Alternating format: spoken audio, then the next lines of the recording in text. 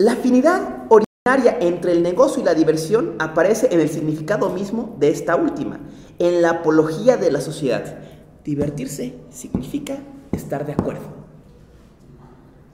Divertirse significa estar de acuerdo, ¿no? O sea, la industria cultural te divierte. Y en el momento en que incluso dice, ¿y cómo te divierte? Antes de darte la palabra, dice, ¿cómo te divierte? ¿Cuál es la marca de la industria cultural? La carcajada.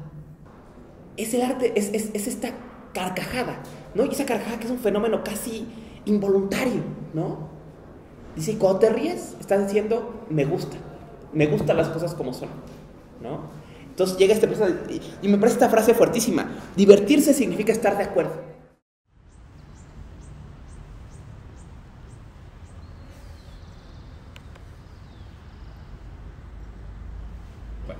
Si no hay nada, entramos de lleno. En el transcurso pueden sacar cualquier cosa que quieran decir, ¿ok?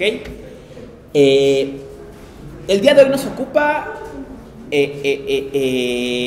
industria cultural como engaño de masas, ensayo de dialéctica e ilustración de Adorno y Horkheimer, ¿no?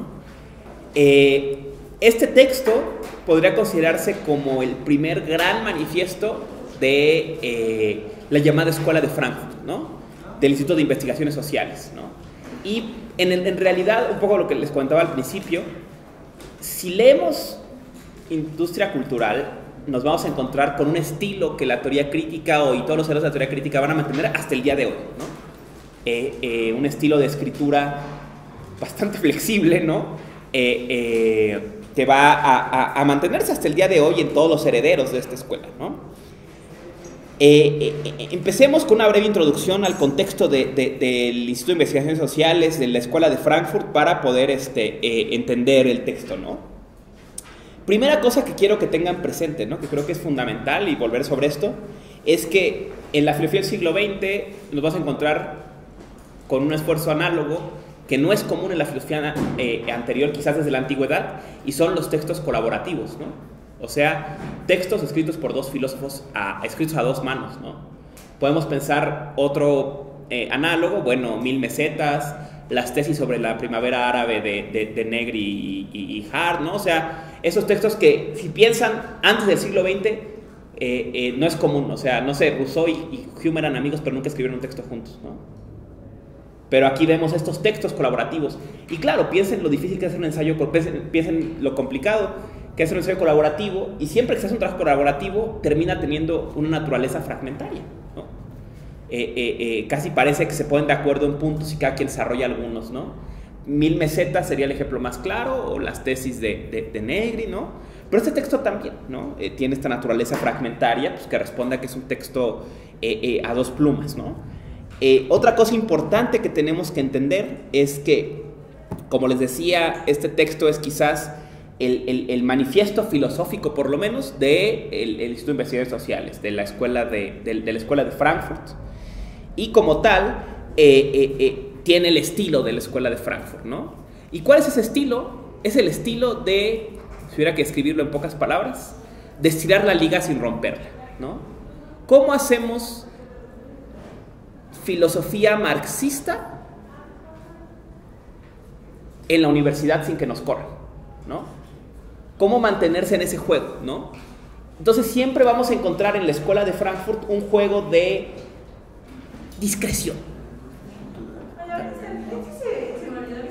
Adelante, no se preocupe. Un juego de discreción, ¿saben? O sea, de guiños, siempre de aquí está la cuestión, pero no la vamos a decir. Si quieren contrastarlo, contrástenlo con Lukács, ¿no? El texto de Lukács, como veremos, es un texto que al revés va a ser un texto más afín al Partido Comunista que a la universidad. Aquí vas a encontrar a pensadores de inspiración marxista que van a querer mantenerse cercanos a la universidad, ¿no? Particularmente, comentaré esto más adelante, este texto se va a escribir en Nueva York, en el tiempo en que el instituto va a estar afiliado a Columbia, la Universidad de Columbia. Entonces, ¿cómo haces un texto marxista financiado por McCarthy, ¿no? ¿Cómo haces un texto marxista en la época al borde del estallido de la Guerra Fría? Pues requiere este juego de disimulo, ¿no? Entonces, si leyeron el texto, en el texto abunda el disimulo, ¿no? El disimulo en los temas marxistas. Y no solo es un disimulo metodológico, sino una distancia teórica real, ¿no? Entonces, eso es algo que hay que tener presente siempre que leamos a los herederos, sobre todo a personas como Adorno y Horkheimer, que van a ser los rostros del instituto, ¿no? Eventualmente a Marcuse. El Instituto de Investigaciones Sociales tiene una historia interesante. En 1922 se organiza una semana de estudios marxistas en la Universidad Goethe de Frankfurt. Y en el evento van a coincidir dos personajes intelectuales de la naciente filosofía marxista, que van a ser Lukács y Kroc, ¿no? Coinciden en este evento. Este evento va a ser financiado por un personaje sobremanera interesante, que es Felix Weil. Felix Weil es un doctorando de la Universidad de Frankfurt, pero que va a ser hijo de un latifundista argentino. Él es argentino alemán y va a ser un multimillonario. Y con ese dinero va a financiar primero este encuentro. Básicamente va a traer a Lukács y a Korsch a sentarse a dialogar en Frankfurt. Y del éxito de este evento va a dar el recurso para la fundación del Instituto de Investigaciones Sociales, el primer instituto académico de estudios marxistas, ¿no? Una cosa paradójica. Y va a ser apoyado por un personaje que es desde la universidad, que es Grünberg. Grünberg va a ser un pensador marxista conectado sobre todo al tema de la ley y al tema de la economía. Grünberg va a ser, digamos, el lado académico que va a permitir que el instituto quede afiliado a la Universidad Goethe de Frankfurt, ¿no? Y por eso es la Escuela de Frankfurt. Literalmente el Instituto de Investigaciones Sociales va a quedar afiliado a la Universidad de Frankfurt, ¿no? De entrada encontramos las contradicciones internas, ¿no? Una universidad, estamos en esta época, estamos en 1922, el seminario marxista, en 1923 la Fundación de Investigaciones Sociales. Estamos en el contexto de la República de Weimar, o sea, un contexto de cierta apertura política, pero a la vez de una tensión brutal, y ya estamos al borde del colapso de la República de Weimar, ¿no? Una república muy endeble, ¿no? Que va a abrir la posibilidad de que este instituto se forme, ¿no? Y con ello, pues, es un instituto que se va a mover siempre con mucha sutileza en el tema del marxismo, y no solamente, insisto, una cuestión encubridora, sino incluso una decisión metodológica, ¿no? El mal ejemplo para la gente del instituto va a ser Lukács, o sea, el pensador marxista alineado al partido. Ellos no van a creer eso, pero el cambio va a tener al pensador marxista alineado a la universidad, que no sé si es mejor, pero pues serán los dos extremos, ¿no? Mientras que Lukács va a tener su pensamiento y lo veíamos hace una par de clases que lo leímos, no es un pensador que lleva la marca militante en sus textos, ¿no? Un pensador que va a dar un peso central. Él decía, ¿no? El materialismo dialéctico sirve porque es revolucionario, solo por eso tiene sentido, ¿no? Pues de alguna forma el instituto va a intentar como desdibujar el lado revolucionario, ¿no? Y dejar el lado de estudios de sociología, ¿no? En fin, este espacio, el Instituto de Investigaciones Sociales, va a servir como un bastión de desarrollo de estudios sociales de inspiración marxista, más que un desarrollo del marxismo en sentido más general, ¿no? Y pues va a ser... va a estar en manos de Grünberg, va a tener estudios importantes abiertamente de sociología, de economía, pero va a empezar también a abrir el camino a la filosofía, ¿no? Básicamente, las figuras en filosofía más fuertes van a ser justamente Horkheimer y Adorno, ¿no? Eventualmente, les decía, después del regreso en la posguerra, se integraría también a la lista Marcuse. También entre el grupo encontraríamos a Erich Fromm, ¿no? de esta colectividad, ¿no? Y muy indirectamente, con una distancia muy marcada, sobre todo por fricciones con los dos personajes más dominantes, ¿no? Vamos a tener a Walter Benjamin, ¿no? Al quien hablaremos la semana que viene. Walter Benjamin no va a ser de lleno uno de los grandes personajes de la Escuela de Frankfurt, pero sin duda va a moverse en las periferias. O sea, vamos a darnos cuenta cómo industria cultural va a ser una gran inspiración para Benjamin, ¿no?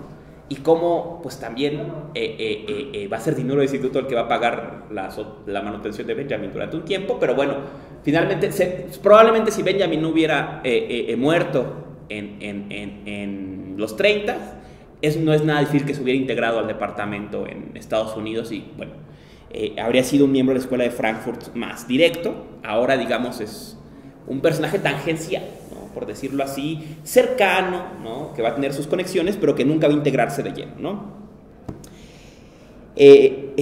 Otra cosa peculiar del departamento, desde Weil hasta Horkheimer hasta todos, es probablemente por cuestiones casuales, ¿no?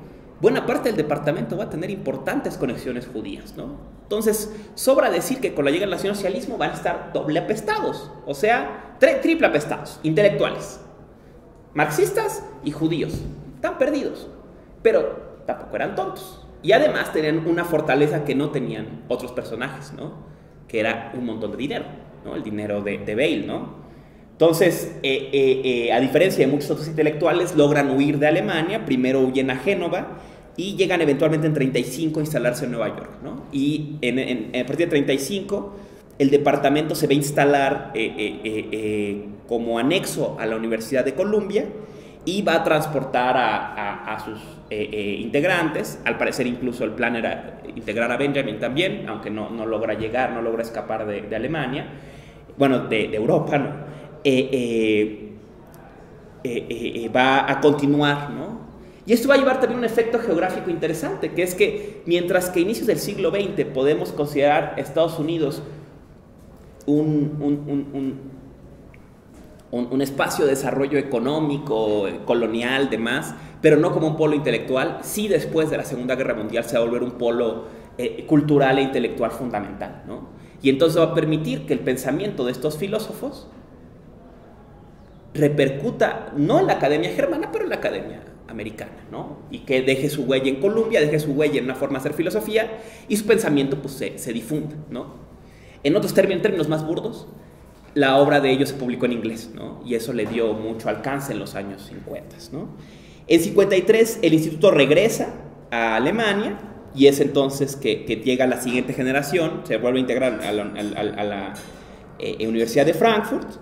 Y tendríamos ya la siguiente generación con Marcuse, con Alfred Schmidt, con todos estos personajes de los 60s. Pero bueno, eso es otro episodio, ¿no? La obra que nos ocupa hoy, ¿no? Dialéctica y la Ilustración, es un texto que se elabora esperaba que estuviera listo en 44, pero por motivos del desarrollo de la guerra, logra publicarse hasta 47, ¿no? Esto quiere decir que esta obra se publica ya en Columbia, ¿no? No solo se publica, sino se desarrolla ya en Columbia y, como el propio prólogo señala, es una obra que va a estar, va a llevar tatuada la experiencia del nacionalsocialismo, ¿no? Va a ser todo el tiempo el diálogo, señalan Adorno y Horkheimer. Esta obra se hizo cuando el fin del nacionalsocialismo ya se veía, ¿no? Entonces es una obra muy peculiar que se hace en este contexto no del ascenso, sino de la caída o del colapso del nacionalsocialismo. Y además va a ser un texto que, como notaron seguramente, está muy confrontado con la industria cultural americana, con la Metro-Goldwyn-Mayer, con Warner, con Hanna-Barbera, con todos ellos va a estar confrontada, ¿no?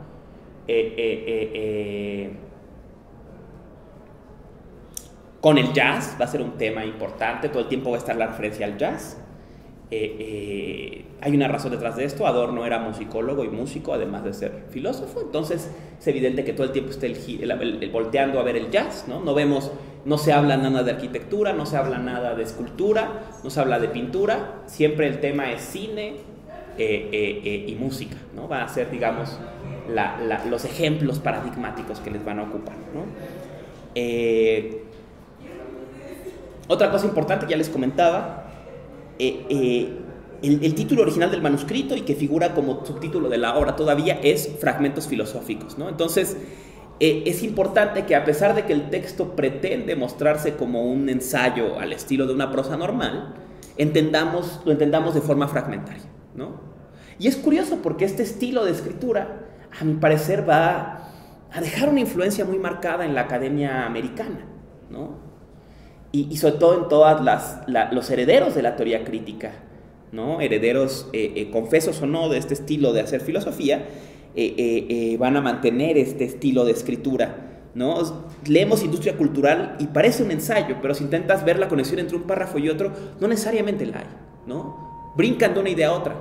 Y claro, también piénsenlo, el otro factor que les decía, es una obra colaborativa. Eso quiere decir, ¿cómo escribes un ensayo a renglón corrido con dos personas? De alguna forma es más fácil trabajar en ciertos tópicos y luego mezclarlos. Entonces, es algo importantísimo a la hora de acercarse a industria cultural y en general a dialéctica e ilustración, es que es una obra fragmentaria. O sea, hay que leerla por tópicos, ¿no? Aquí toca este tema. Dejar el tema y quizás reaparecerá dentro de unas cuantas páginas y sumarle tantito, pero en realidad no vamos a encontrar una línea argumentativa, ¿no? A despecho del siempre criticado, piensen en el texto de Spengler o en el texto de Heidegger. Son textos, pues son individuales, estos son completamente lineales, ¿no? Esto, y luego esto, y luego esto, y luego esto, y luego esto, ¿no? Aquí no. Y es curioso porque ese estilo de escritura, como les decía, va a popularizarse en el ambiente de la teoría crítica, ¿no? También es importante reconocer que si bien estos son la primera publicación de los planteamientos filosóficos de la Escuela de Frankfurt, es cierto que este era el ambiente del instituto, ¿no? Era el tipo de cosas que se estaban discutiendo, ¿no? Entonces no es raro que muchos de estos temas figuren también en la obra de Benjamin, ¿no? Que Benjamin esté influido por este tipo de discusiones, ¿no?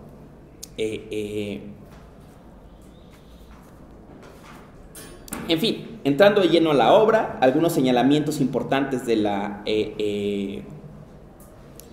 introducción, ¿no? Como les decía, ¿no? La obra misma se posiciona. Estamos en el momento en que se le ve fin al nacionalsocialismo, ¿no? Entonces van a escribir desde este colapso. La segunda edición va a aparecer en el contexto de la Guerra Fría, ¿no? Entonces va a ser una obra de posguerra, ¿no? Una obra que va a llevar la marca de la posguerra y en la que va a figurar el referente cultural fundamental, como les decía, va a ser la cultura americana, ¿no?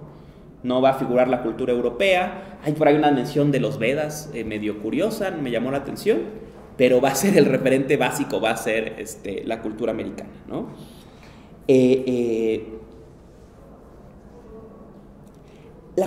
La obra se autodenomina o se describe como una dialéctica de la ilustración. ¿Qué quiere decir?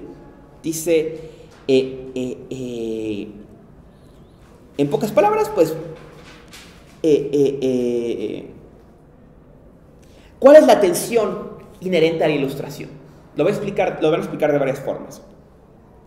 Dirán ustedes, ¿por qué la ilustración? Pensemos aquí esta obra, si pudiéramos dos obras en dos extremos de la ilustración, podríamos, ¿qué es la ilustración de Kant al principio y dialéctica de la ilustración al final, ¿no? ¿Qué la ilustración es la promesa de lo que la ilustración será? Adorno y Horkheimer se preguntan en el prólogo, ¿y por qué la ilustración nunca llegó? ¿Por qué no se realizó este ideal humano? Lo dice en la primera introducción, lo redondea de una forma muy clara, dice, ¿por qué en vez de entrar a un estado verdaderamente humano, se entró a un estado de barbarie? ¿Cómo se realizó? ¿Cómo fue la ilustración realmente existente? Usando términos de ellos mismos, ¿no? O sea, jugando con sus términos. ¿Qué fue la ilustración en realidad, no? ¿Por qué la ilustración no se realizó como la realización de la humanidad, de lo verdaderamente humano, sino como un proceso de barbarie, ¿no? Y para eso empieza, ¿no? Esta crítica de la ilustración, ¿no? Antes de entrar de lleno a dialéctica, a industria cultural, me gustaría dar un paseo, por lo menos por el primer ensayo, que es el concepto de ilustración, ¿no? Y que van a intentar posicionar qué entendemos por ilustración. Y es un texto interesante porque, siendo un texto que viene de la teoría crítica, vamos a encontrar grandes ecos con los pensadores que se han tildado de conservadores, ¿no? Con Spengler, con Heidegger, con este tipo de escuela de crítica romántica a la modernidad, vamos a encontrar muchos guiños, ¿no? Y no es raro que a la luz de esto encontremos en los entes a pensadores como Marcuse, que lo que van a intentar va a ser sentar a dialogar a Heidegger con la teoría crítica, ¿no? O sea, va a ser muy claro que se está viendo el mismo fenómeno desde dos ángulos, ¿no? empieza, ¿no?, el concepto de ilustración, señalando, el ser humano siempre ha querido posicionarse como el señor de la naturaleza. Pero el problema con la ilustración es que para poder señorear la naturaleza, y es un tópico interesantísimo en estos pensadores, el primer paso era desencantarla.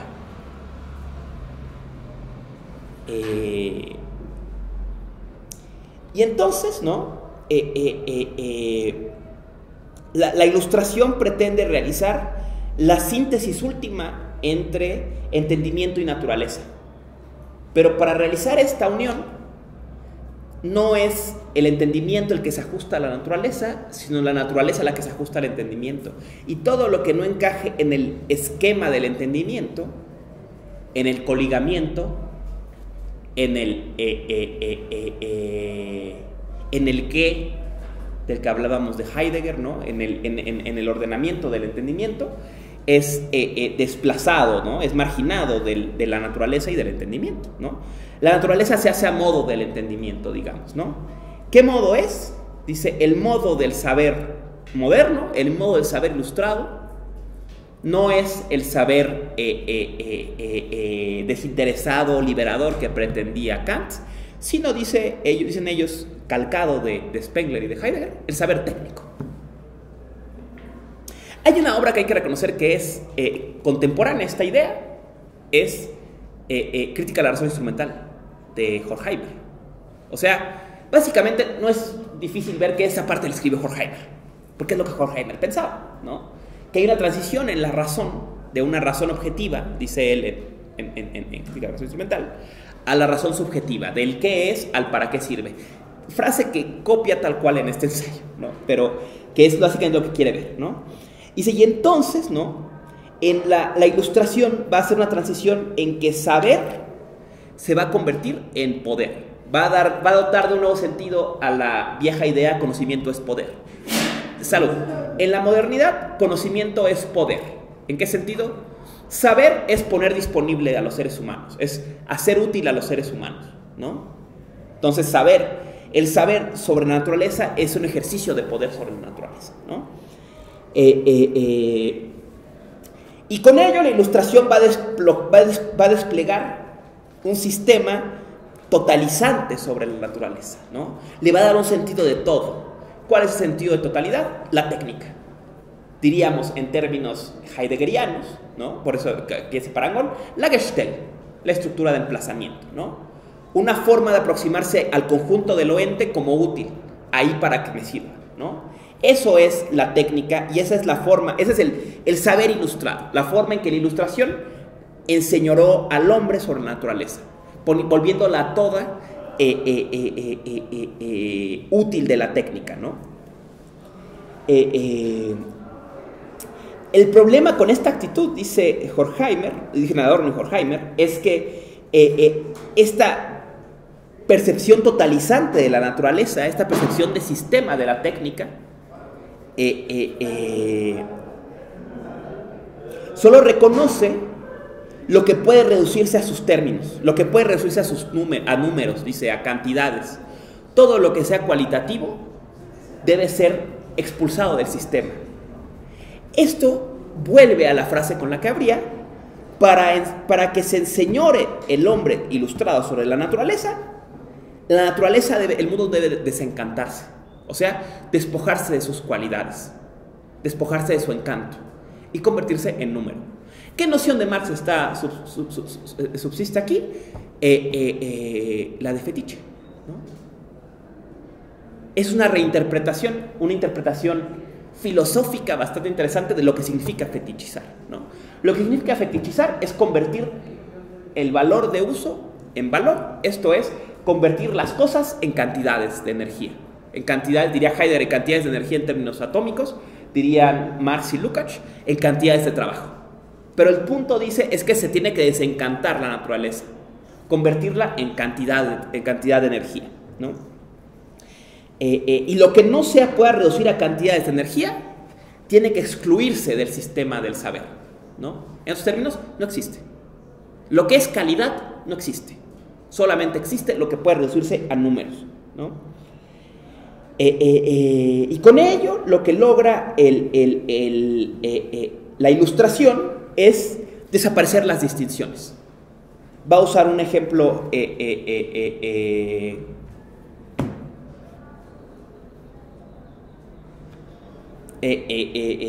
interesante. Dice, por ejemplo, desaparecen los dioses, ¿no? Y aquí otra vez para un heideggeriano está la huida de los dioses, ¿no?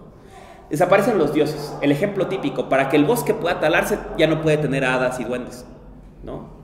Tiene que convertirse en cantidades de energía potencial para la industria, ¿no? Para que el petróleo pueda explotarse, tiene que despojarse a la montaña de su carácter mítico, ¿no? Para poderla reducir a una cantidad de energía, ¿no? Entonces, ¿no? Dirían en términos, por un lado Adorno, Horkheimer, por otro lado Heidegger, en el momento en que el ser humano se enseñora, los dioses huyen. Los dioses diría Heidegger, se huyen. Adorno y Horkheimer diría se expulsan, ¿no? No hay lugar, ¿no? Y entonces toda diferencia se pierde, ¿no? Aquí encontramos un tema análogo al tema de la cosa. ¿Recuerdan? La cosa dice, estamos en la época de pérdida de las distancias. Se pierde toda lejanía, pero también toda cercanía, ¿no? Desaparece toda diferencia, ¿no?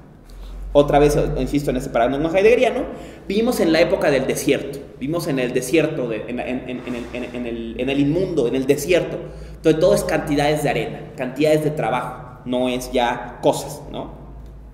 Les leo un pasaje, está en la edición creo que es la de Trota, creo, no sé quién la edita, la clásica amarillita que está en línea para todos. Les leo de la 64, ¿no? Dice, aquí está: el mito se disuelve en la ilustración y la naturaleza en mera objetividad. Los hombres pagan el acrecentamiento de su poder con la alienación de aquello sobre lo cual lo ejercen. Esta frase es muy poderosa y otra vez, les insisto, hay que entender este libro son aforismos disfrazados de ensayos. Entonces queda esta frase y no se desarrolla, pero intentemos desmenuzar, ¿no? Porque parece en esta frase resumir la tesis completa, ¿no? La ilustración disuelve el mito. Esta es una idea clara, ¿no? La ilustración como culto a la razón devela los misterios y todo lo que quedaba de mito es convertido en saber, ¿no? O probado como falso y excluido del campo del saber, ¿no? La naturaleza se reduce a objetividad, ¿no? Esto lo entendemos también, ¿no? La naturaleza en su diferencia y complejidad se reduce a objeto y propiamente diríamos a mercancías, a cantidades de trabajo, ¿no? Pero luego viene esta otra frase que otra vez recuerda a serenidad, ¿no? El hombre paga el acrecentamiento del poder, una frase que parece sacada de Nietzsche, con la alienación de aquello sobre lo que ejerce poder. ¿Sobre qué ejerce poder? Sobre la naturaleza. Entonces, el ser humano, en la medida en que ejerce poder sobre la naturaleza, deviene alienado de ella. Este era un ejemplo que usaba Heidegger. Decía, nosotros ultimamos a la naturaleza. La forzamos a que nos dé. La actitud técnica. La naturaleza responde volviéndose hostil hacia nosotros. Dice, por eso el hombre moderno en el bosque se siente como ajeno. Porque dice, la única venganza del bosque es volverse hostil para nosotros. Nuestros ancestros vivieron ahí por miles de años. Nosotros ya no podemos. Decía, había un comediante que luego fue funado con razón, claro, pero tenía un chiste muy bueno que decía, yo estoy convencido que los hombres blancos no pueden ser de este mundo. Dice, o sea, piénsalo, güey. Dice, necesitamos aire acondicionado. Dice, si fuéramos de este planeta, andaríamos a gusto. Dice, necesitamos bloqueador, necesitamos un chingo de cosas. Dice, si fuéramos de este mundo, comeríamos lo que saldría de la tierra y andaríamos caminando desnudos por todos lados, como los demás animales. Pero no podemos, porque no somos de este mundo. Nos es ajeno, ¿no? Otro pensador de la siguiente generación de la Escuela de Frankfurt, que por cierto tiene una gran repercusión para México, es Alfred Schmidt, Alfred Schmidt escribe un texto bastante importante que es El concepto de naturaleza en Marx, y analiza justo cómo la noción de naturaleza se transforma con el desarrollo del capitalismo, y tiene esta tesis increíble. Dice, fueron los primeros burgueses industriales ingleses los primeros interesados en escalar los Alpes suizos. ¿Por qué? Porque tuvieron que ser capaces de destruir la naturaleza para desear huir a donde no la habían destruido todavía. El ejemplo de Schmidt era, digo, Schmidt es importante porque Schmidt estaba en Frankfurt en los 60s y va a dirigir la tesis de un filósofo alemán que es Stefan Garner, que va a hacer su tesis sobre Bolívar Echeverría y Adolfo Sánchez Vázquez. Entonces, él le lleva esa tesis a Marcuse, paréntesis de historia de ese departamento, él le lleva esta tesis a Marcuse, el proyecto Marcuse, y Marcuse lo rechaza. Entonces va con Alfred Schmidt y le dice a Schmidt, tengo esta tesis, y le dice, mira, yo no conozco ni a Echeverría ni a Sánchez Vázquez, pero te apoyo. Entonces Garner se viene a México y se integra al seminario de Echeverría, y finalmente tiende ese puente entre Schmidt y Garner es el puente entre Schmidt, la Escuela de Frankfurt, y el seminario de modernidad de Echeverría y toda esta escuela de teoría crítica en México. Y de hecho, no siempre, pero Garner suele andar por aquí, por la facultad. Lo van a reconocer porque hace mucho que no lo veo, pero tiene unas rastas hasta acá, rubias, ¿no? Es un tipo muy grande, alemán, ¿no? Y contaba esta anécdota, ¿no? Él estuvo durante la revuelta del 68 en Frankfurt, y bueno, de ahí se vino a México, y es el contacto con y su tesis es la presentación, digamos, es importante porque introduce tanto a Echeverría como a Sánchez Vázquez a mucho el escenario crítico germano, ¿no? O sea, les presenta esta otra forma de hacer teoría crítica desde México, ¿no? Un personaje interesante, y también de alguna forma Garner y todos ellos fundan o sirven de primeros escalones junto con Echeverría y Sánchez Vázquez de lo que hoy es, pues, la tradición marxista en la facultad, ¿no? O sea, mi queridísima profesora, que yo creo que es una de las representantes más dignas, Diana Fuentes y todos ellos, pues vienen de la escuela de Garner y de todos estos personajes, ¿no? Pero bueno, dicho este paréntesis, él decía esto, ¿no? Volviendo a este concepto del ser humano paga la expansión, el acrecentamiento de su poder sobre la naturaleza con la alienación de ella. Decía, es en el momento en que la naturaleza se pone en riesgo que el burgués se obsesiona con huir a la naturaleza intocada, ¿no? Y veamos cómo este proceso se ha vulgarizado en el siglo XXI, ¿no? Y cómo vivimos, decía, este es un ejemplo de otro filósofo muy querido, de James Heisig, ¿no? Heisig decía, vivimos en la época en que la naturaleza es lo máximo. Dice, y la gente en Japón se va a hacer retiros para escribir haikus, pero se van en carro. Entonces dice, quieren la naturaleza ideal, pero la naturaleza real en la que viven les es completamente ajena. Es una naturaleza ideal abstracta, ¿no? Que conecta mucho con otro filósofo, el mexicano formidable, mi queridísimo colega Sebastián Lomelides, y tenía una tesis análoga. Decía, es la tesis sobre la imagen de la naturaleza, ¿no? El famoso estudio que hizo sobre el río de los remedios, ¿no? Que empezaba con esta tesis, ¿no? Creo que se las he compartido porque me encanta, ¿no? Dice, ¿a qué huele el río de los remedios? Y él lanza esta pregunta al público. Y alguien dice, no, pues a drenaje. Y él dice, no, huele a jabón, porque el principal contaminante es el jabón. Y él decía, y esto es muy curioso, porque lo que quiere decir es que cuando hablamos de medio ambiente, estamos hablando de una construcción ideal y simbólica. El río de los remedios nos es ajeno, a la más de la gente que hablamos de él. Dice, hablamos de una idealización del río de los remedios. Entonces estamos protegiendo un espacio ideal, no un espacio fáctico. Dice, el río de los remedios real no lo conocemos. Protegemos la idea que tenemos, la imagen, ¿no? Y por eso habla de esta estética ambiental. Es un planteamiento muy interesante, ¿no? Pero vuelve con esto, ¿no? Esta idea de la idealización de la naturaleza, ¿no?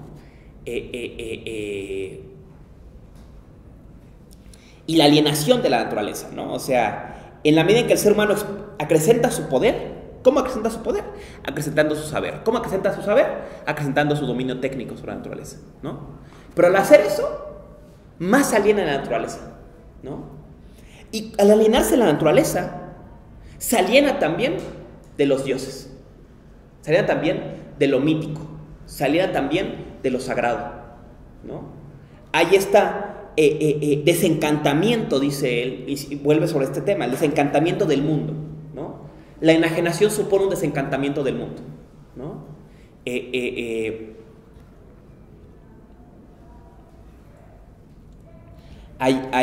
Recientemente hay una serie estupenda sobre esta cuestión, ¿no? Que con Jodie Foster. Jodie Foster produjeron una temporada de esta serie de True Detective, que no sé, no he visto los demás, ¿no? Pero esta es estupenda, ¿no? Producida por Jodie Foster y dirigida y escrita, no recuerdo su nombre, pero es una directora mexicana, que curiosamente, pues paréntesis, no tiene nada que ver, ella viene de las telenovelas. Ella dirigió, ¿qué telenovela es? Pero ¿sabes los que dicen? No lo puedo creer. Y esta serie no es buena, es formidable.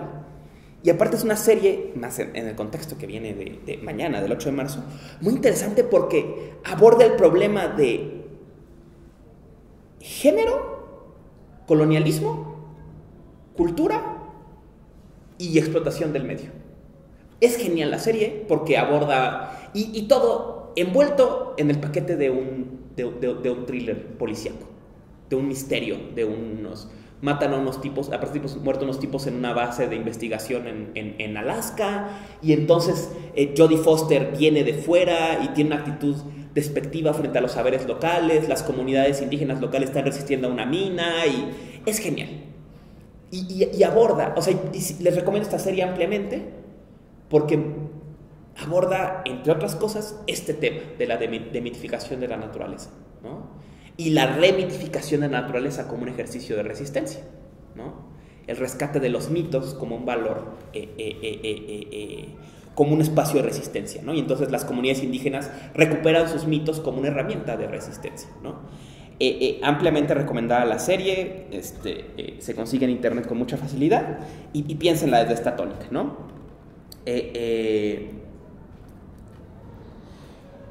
Y termina el ensayo con un episodio interesantísimo, ¿no? Otra vez, insisto, fragmentario, ¿no? Que hace una comparación entre la ciencia moderna y la magia, ¿no?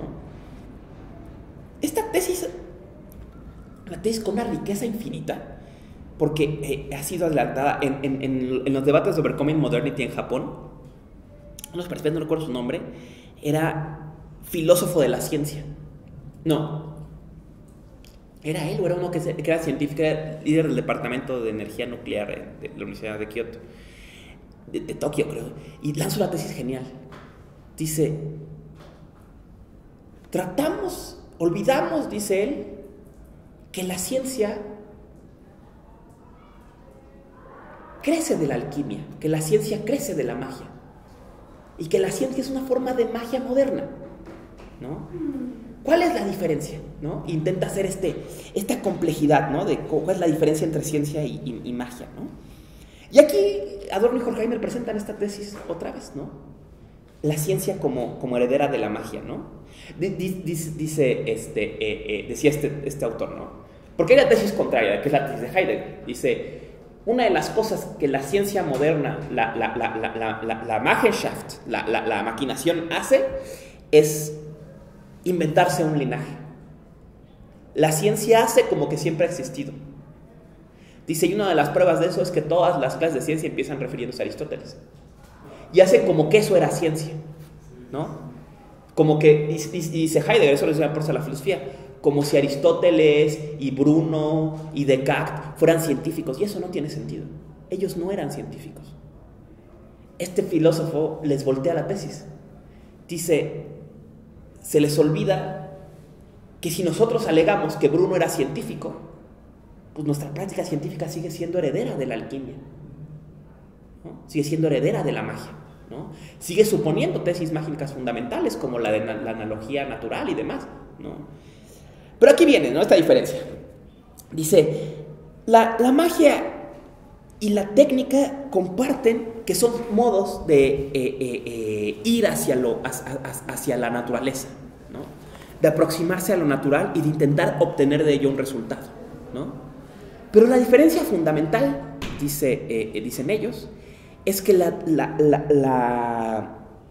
magia, y aquí podemos pensar en el chamanismo también, podemos pensar en el shintoísmo, por ejemplo, lo hace siempre desde la especificidad, lo hace siempre desde la cualidad, mientras que la ciencia se aproxima siempre a la naturaleza como cantidad.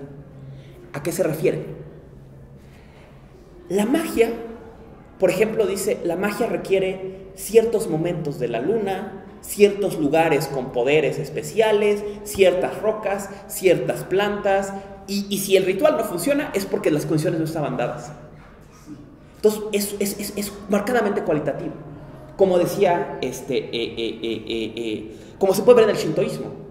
En el shintoísmo se practica, entre otros elementos del shintoísmo, hay un culto chamánico anímico a lo natural, ¿no? Y suele haber en los templos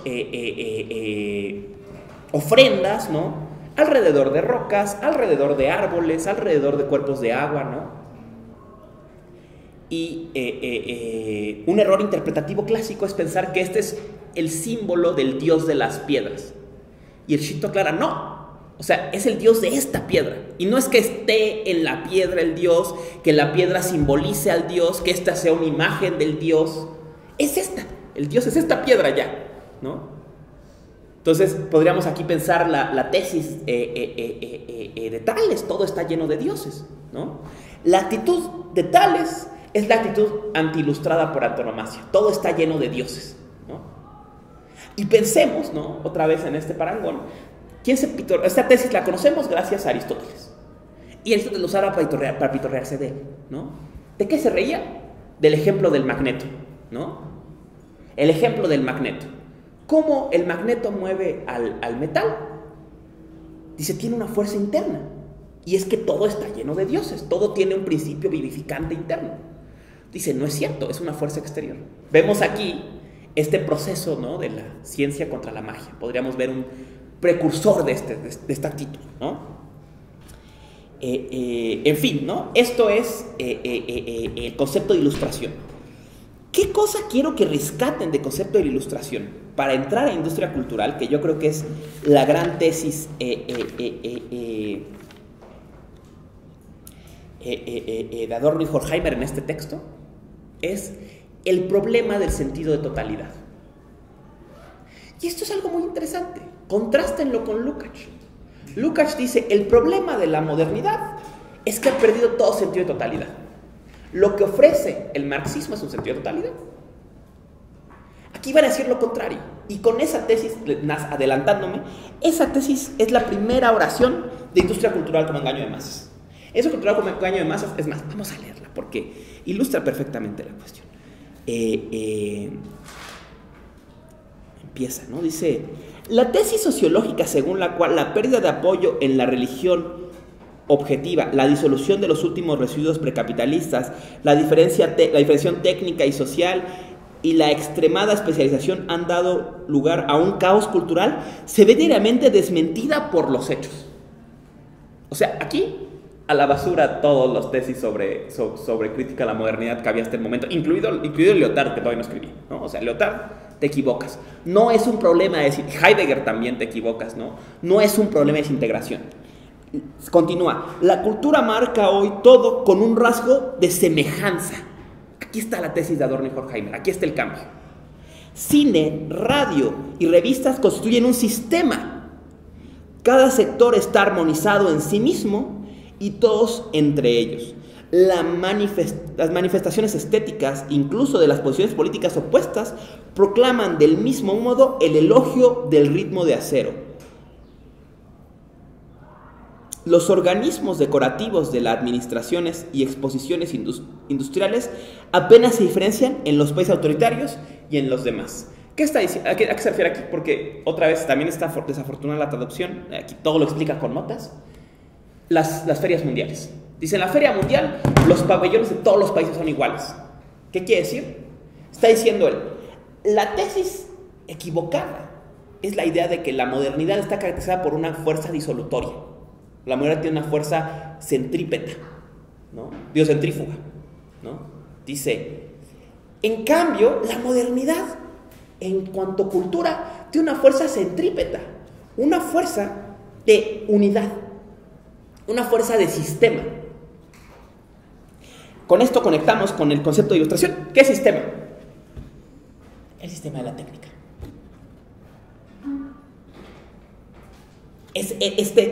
Le va a llamar adelante este esqueleto, ¿no? Y por eso, adelantándonos un poco, el mote, industria. Por eso la cultura moderna es industria cultural. Aquí viene, esta es una típica aclaración de este ensayo.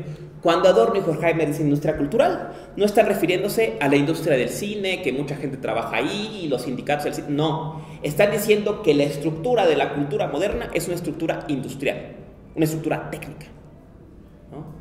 Eso es lo que quiere decir industria cultural. Que la cultura moderna tiene una estructura sistemática, y esa estructura sistemática es la de la técnica, ¿no? Y eso es lo que nos va a presentar, ¿no? Entonces, el gran temor, recordemos, ¿no?, al acercarnos a esto, que están Adorno y Horkheimer, como ellos mismos dicen, parados, vislumbrando el final del nacionalsocialismo. ¿Cuál es el temor? La fuerza totalizante de la modernidad, que a contrapelo a esta apariencia de desintegración y especialización, lo que subyace a la modernidad en todas sus dimensiones es una fuerza de sistematización técnica, ¿no? Y esta actitud técnica de la ilustración, que en la confrontación con la naturaleza deviene en la desencantamiento del mundo, alienación de la naturaleza, desaparición de las diferencias, todo esto que vimos en el concepto de ilustración, va a devenir en industria cultural, o en la dimensión de la cultura, en una fuerza de homogeneización. Dice él, la cultura de masas es siempre idéntica. Ese es el gran problema, ¿no? El problema no es de desintegración en la cultura, sino de homogeneización en la cultura. La cultura moderna es una cultura homogénea, en que todo es igual. En todos los países se pierde la diferencia. Rozando un poco cuestiones de estética, ¿qué es lo que desaparece? El estilo.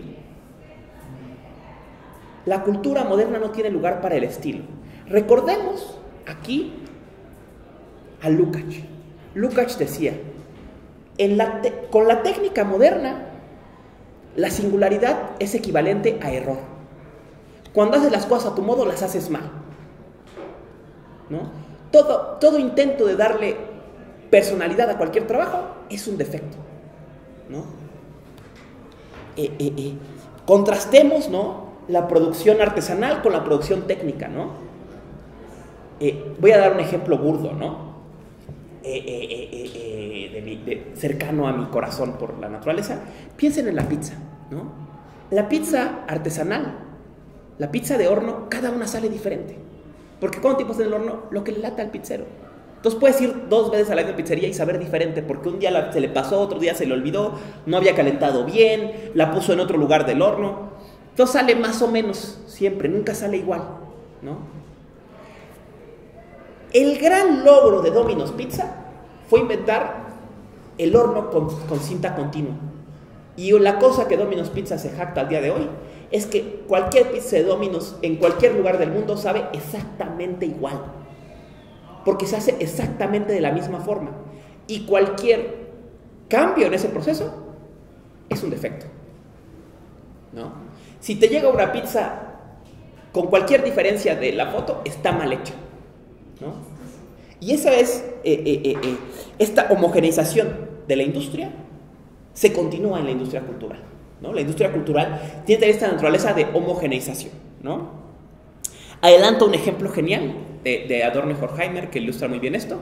Dice, por eso, siempre que vamos a una película, a los 5 minutos sabemos cómo va a acabar, porque tiene un carácter de homogeneización, ¿no? Este fenómeno, ¿no?, de la industria cultural se ve marcada. Estamos, por ejemplo, en el cine actual viviendo el fenómeno de las grandes producciones, de las producciones multimillonarias, ¿no? Y una producción multimillonaria tiene que ser cliché, porque no puede arriesgar nada, ¿no? Decía uno de los grandes impulsores del cine de bajo presupuesto, Roger Corman, decía que un estudio que hace una película de 100 millones de dólares no puede fallar. Dice, nosotros hacíamos películas de un par de millones. Había chance de hacer 3 y que una no funcionara y arriesgarnos un poco. Dice, hoy en día no hay lugar para el riesgo, ¿no? Por eso, desde el inicio sabemos la conclusión, todos los gags. Y habla, por ejemplo, es la época del gag, ¿no? Ya sabes del chiste que van a usar. Y las propias películas, ¿no? Y este fenómeno lo podemos ver extenderse de finales de los 80 a la actualidad. El propio cine se va a jactar de su carácter de gag, ¿no? La primera película que va a estudiar este proceso, ¿no? Que va a poner este proceso en primera fila, va a ser Scream, ¿no? Scream en los 2000 decían los críticos de cine, Scream nos recordó que la parodia no tiene que ser chistosa. Es una parodia del cine de terror. ¿Qué va a hacer? Presentarnos sus gags, ¿no? Cabin in the Woods, ¿no? La cabina en el bosque hace lo mismo, ¿no? Nos presenta los gags, ¿no? Y entonces el cine del gag, porque tiene que ser siempre igual, ¿no? Decía, una vez oí un chiste genial de un guionista de telenovela, ¿no? Él decía, yo he escrito 200 guiones, o mejor dicho, he escrito un guión 200 veces. Cenicienta. He escrito Cenicienta 200 veces. Esta vez en el cafetal, esta vez en una oficina, esta vez en una moto, esta vez en la prepa, pero es el mismo guión. Dice, he escrito el mismo guión muchas veces, ¿no? Y esta es la idea de la homogenización de la cultura, ¿no? Dice, y no es casual, dice, la cultura moderna está articulada, sistematizada en el armazón técnico, y por eso se llama industria. Es industria cultural porque está articulada como industria. Salud. Y con ello tiene su característica, ¿no? Esta sistematización. Dice, pensemos en cualquier creación de bienes. Los bienes industriales siempre son estándares. ¿Por qué no esperar lo mismo de los bienes culturales manufacturados por la industria? Si la fábrica de zapatos hace todos los zapatos iguales, la fábrica de películas... Uso un ejemplo genial. Decía, hoy cualquier niño sabe que entre General Motors y Chevrolet no hay diferencia. Pero lo mismo se puede decir entre MGM y Metro-Goldwyn-Mayer. Igual son productos técnicos iguales. ¿Y a poco no pasa eso, no? Hemos vivido grandes temporadas en que un estudio hace otro y otro estudio hace casualmente casi la misma película, ¿no? Es ligera, ¿no? La época de las películas de cuevas, de las películas de abajo del agua, de las películas, ¿no? De las películas Armagedón e Impacto Profundo estrenaron como 15 días. 2 películas sobre un pinche asteroide que cae en la Tierra. O sea, y es lo mismo, ¿no? O sea, una saca un carro y otra saca un carro que es ligeramente distinto. Legalmente, como dice el chiste, ¿no? Legalmente distinto, la mejor forma de distinto, ¿no? ¿Quieres decir algo, colega? Por favor. No, igual iba a decir que hoy en día está pasando un gran fenómeno con las películas de guerra. Todas son iguales, todas son excesivamente dramáticas, no cambia nada, solo ponen a actores buenos para Hollywood, pero al final es el mismo trama donde siempre termina ganando muchas veces Estados Unidos, ¿no? Ahora, sobre esto que dices de cine bélico, hay un ejemplo muy bueno que unos colegas me mostraron hace poco y creo que vale la pena, que es un tipo que tiene un canal de YouTube que se llama Cineteca Maldita y que, entre otras cosas, analiza el cine bélico. Filmoteca Maldita, perdón. El cine bélico occidental y el cine bélico ruso, y contemporáneo, y los contrasta. Y yo vi uno muy bueno que contrasta una batalla de la primera ocupación de Crimea y una película que se hizo en Ucrania y una película que se hizo en Rusia. Y ese es el mismo acontecimiento. Y compara las narrativas y los estilos, ¿no? Muy interesante. Y aparte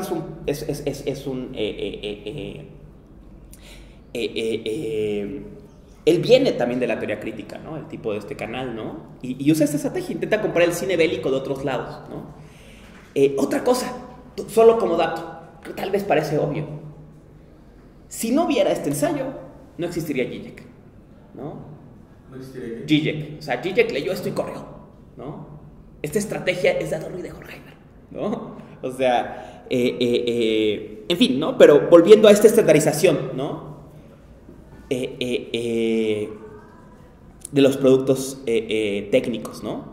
Dice, ¿qué otra cosa implica? Y aquí podríamos leer así, ¿no? En otros si hubiera estructurado de otra forma el ensayo, pero decir, vamos a ver en este ensayo vamos a ver las consecuencias de que la cultura sea industria, las consecuencias de este armazón industrial o técnico sobre la cultura, más que buscarle una cuestión lineal, ¿no? Es un montón de consecuencias.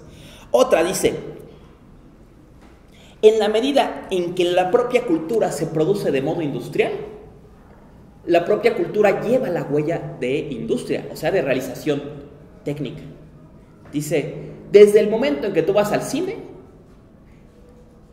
vas a ver un resultado técnico, ¿no? Es como ir al showroom de una fábrica, ¿no? Vas a ver, mira lo que logramos, ¿no? Invertimos un montón de dinero, realizamos un proceso complejísimo y salió esto, ¿no? Entonces el propio film tiene una naturaleza industrial, como industriosa, o sea, de realizar este proceso, ¿no? Y aquí viene, ¿no?, el giro marxista, ¿no?, de esta crítica. Dice, pero no nos engañemos, la técnica no es independiente. La técnica lleva la marca de los poderes económicamente dominantes. Dirá más adelante, la industria cultural es un pequeño apéndice o aprendiz de la industria a secas, ¿no? Dice, ¿qué sería la radio sin la electricidad?, ¿no? Y no es casual que la gran industria cultural está siempre articulada a la industria productiva burda, ¿no? A la minería, a las primeras películas mudas las hizo Edison en Estados Unidos, ¿no? Vemos esta continuidad, ¿no?, de la industria a la industria cultural, ¿no? Sería, pues, la industria cultural un apéndice de la industria. Adelante, por favor. Sí, justo como que recuerda mucho al trabajador de Juncker, ¿no?, en cierta parte, porque recuerdo que en las reglas 36 dice, la técnica es algo neutro que acepta fuerzas cualesquiera, ¿no? Y al final, pues, si lo relacionas con el trabajador y el medio técnico en el que se desarrolla, pues es lo mismo, ¿no? Estás produciendo una subjetividad muy específica para lo que requiere. Muy buena observación, ¿no? Y lo que aquí desde la perspectiva cultural, lo que Jung llama trabajador es el público, ¿no? La industria cultural requiere públicos, ¿no? Y aquí viene un estudio interesante del público, ¿no? Dice, el público es el público de la radio. La radio es la primera que crea el público, ¿no? Porque a la radio no le puedes contestar, ¿no? Entonces la radio demanda de ti que te calles y escuches. El cine demanda de ti que te calles y escuches. El teatro te daba posibilidad de subvertir, ¿no?, la cuarta pared, de la ruptura de la cuarta pared, ¿no? El cine no, decía, la gente va al cine y aplaude como si el director fuera a escuchar, ¿no? Nadie se entera, ¿no? El actor de teatro aún corre un riesgo, ¿no?, de enfrentarse a un público que puede abuchearlo, ¿no? El de cine no corre ese riesgo, ¿no? El de radio tampoco corre ese riesgo, ¿no? Y esto es interesante, decía piensen en esto, ¿no? O sea, los modelos políticos o los movimientos políticos llevan también huellas de las formas culturales de su época, ¿no? Todas las corrientes políticas de corte ilustrado, sentido más coloquial de ilustrado, ¿no?, llevan la huella de la imprenta, ¿no? Los liberales, los comunistas, los anarquistas, todas las ideologías del siglo XVIII y XIX siempre piensan en imprimir cosas. Por eso la historia de los movimientos radicales del siglo XIX y XX es la historia de sus periódicos. Porque ¿qué es lo que hacen? Hacer periódicos. ¿Quién es el paradigma de esto? Lenin, ¿no? Decían sus críticos, te obsesionas por hacer un periódico en un país en que nadie sabe leer. Pero es una idea y no un ideal ilustrado. Es un ideal de que voy a escribir algo que va a llegar. Leer es una actividad en el fondo individual. O sea, tú agarras el folleto, tú agarras el periódico, tú agarras la hoja de Lutero, la lees y ese leer te cambia. Y ese asapereado, ese acto de leer te transforma, ¿no? Que es una idea ilustrada, ¿no? Es la idea de la Biblia y la Biblia impresa, tú la puedes leer, que estamos hablando de Kant aquí, ¿no? De la idea de ilustración de Kant, ¿no? Y es una idea ilustrada. Y al día de hoy, ¿qué hacemos los radicales? Volantes. Y creemos que alguien va a leer nuestros chingados volantes. Probablemente nadie los lee, Pero creemos que los va a leer y que ese acto de leer los va a transformar. Es una idea ilustrada. ¿Saben quién no hacía volantes? Los fascistas. Los fascistas, ¿qué hacían? Programas de radio, películas. Porque la película supone una actitud. Número uno, el volante es una relación casi uno a uno. El que lo escribe con el que lo recibe, ¿no? Se lee en privado, a veces incluso a escondidas, ¿no? La película no se ve a escondidas ni en privado, se ve en público, se ve en masa. Y al discurso solo puedes aplaudir, ¿no? Y pensemos, ¿no?, cómo la estructura del volante, la estructura del volante, el volante también permite interacciones, ¿no? El volante, el cartel, estos medios impresos, permite que lo taches, que lo intervengas, que lo rayonees, ¿no? Que lo rompas, ¿no? Que lo deseches, ¿no? El radio y el cine no te dejan lugar a opinar, ¿no? Te tragas tu opinión, tienes que verlo y ya, se acabó. Guardar silencio y ver, ¿no? Entonces dice eso, ¿no? El radio, ¿no? Como ejemplo de industria cultural, supone la creación de público, ¿no? Y esa creación de público se logra convirtiéndolos en masa, reduciendo las diferencias de cada individuo y suprimiendo toda posibilidad de espontaneidad, ¿no? Otra vez volvamos al teatro. El teatro siempre tiene un campo de espontaneidad. Una obra y otra pueden ser diferentes. Un performance de cualquier tipo pues, puede variar según el público, según la reacción, según lo que pase. Las películas no, el radio tampoco, las relaciones tampoco, siempre son iguales, ¿no? Y no te dejan ningún lugar a contestar, ¿no? Voy a usar un ejemplo en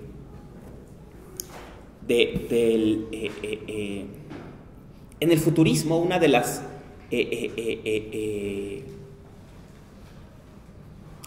estrategias artísticas del futurismo, ¿no?, y que luego va a ser rescatada por el situacionismo, en términos situacionistas, era crear situaciones.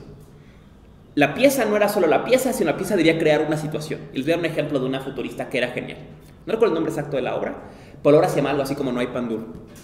Entonces la obra era lo siguiente: se pusieron carteles, se monta el teatro, el día de hoy no hay pan duro, ¿no? Entonces la gente llegaba a la obra, se sentaba, daban las 8 y no empezaba, 8:15, 8:30. Y después de un rato que la gente estaba harta, salía el director y decía: ¿pero por qué vinieron si no hay pan duro? Y entonces la gente se enojaba y los abucheaba, y ese era el performance. El performance era que la obra no saliera, ¿no? Ese era el truco. Wow. Y por eso se llamaba No hay pan duro, porque la gente ya decía: güey, ¿pero qué viniste si no hay nada? Si hoy no hay nada, ¿no? Y ese era el chiste, digamos, de este performance. Literalmente era un performance de autosabotaje, ¿no? Genial, ¿no? Y va esta espontaneidad, ¿no? O sea, estas formas de arte se arriesgan, ¿no? Se arriesgan a entrar a disputa, ¿no? O sea, el público está abierto a una espontaneidad, ¿no? Piensen en este ejemplo, ¿no? En otras formas de arte marginal, ¿no? O sea, formas de arte como el graffiti son artes peligrosos. O sea, los haces corriendo un riesgo, ¿no? Y el público, o sea, tú pintas y sabes que el público te va a aventar a la policía. O sea, tú te arriesgas a que le guste al güey que te ve, ¿no? Y pensando en casos dramáticos, te puede costar la vida, ¿no? Hay un caso, no recuerdo el nombre de este grafitero, pero es un caso muy doloroso de un chico en San Francisco que estaba escalando. Era uno de los letristas más importantes de San Francisco en los 80, en los 90 ya. Está escalando un edificio y él era de ascendencia asiática, ¿no? Iba a pintar, sale un veterano de la guerra de Vietnam que estaba en el departamento y le dice que le apunta con una pistola, y él le dice: mira, nada más vengo a pintar, hombre, ya me voy, no, y la dejo, y lo mató, ¿no? Y finalmente no solo eso, sino que salió libre porque lo hizo con... Entonces, o sea, es un arte, son piezas que arriesgan hasta la vida, ¿no? Que arriesgan hasta todo, ¿no? O sea, que se abren a la espontaneidad, ¿no? Y es un poco lo que, obviamente, a la luz de estos textos intenta el arte contemporáneo en algunas de sus expresiones corre riesgos, ¿no? Te doy la palabra antes de que siga, perdón. Justo me recordaste a la obra que todo sale mal, y es un montaje de una obra que sale todo mal, y que hay muchas experiencias que en las compañías mencionan, cuando se monta esta obra, sí realmente hay algo que sale mal en el momento en el que se presenta. Y no sé, me acuerdo mucho, una vez estando en la prepa, justo la presentaron, y a un chico le cayó una mesa en la cabeza, ya al finalizar la obra, ¿no? Entonces como que toda la gente pensó que eso había sido planeado, y ya después atrás corriendo para irlo a aventar y todo lo demás, ¿no? Y la gente así como, bravo, sí, todo, ¿no? Y después preguntaron por el chico y fue como, está en enfermería. Y, muy buen ejemplo, sí. Y es como un ejemplo muy claro que justo ahorita recordé, ¿no? Y que sí hay estas experiencias de que al montar esa obra, sí hay algo que sale mal, ¿no? Siempre hay algo que sale ahí. Muy buen ejemplo, ¿no? Y justo, o sea, vemos en esta forma esta diferencia de relación con el público, ¿no? O sea, una relación de peligro, ¿no? O sea, de posibilidad y de agencia, ¿no? Insisto, en el acto en vivo siempre puedes abuchear, ¿no? Al radio puedes deshacerte abucheando porque nadie te escucha, ¿no? Ese es el punto. A la televisión te quejas y nadie te escucha, ¿no?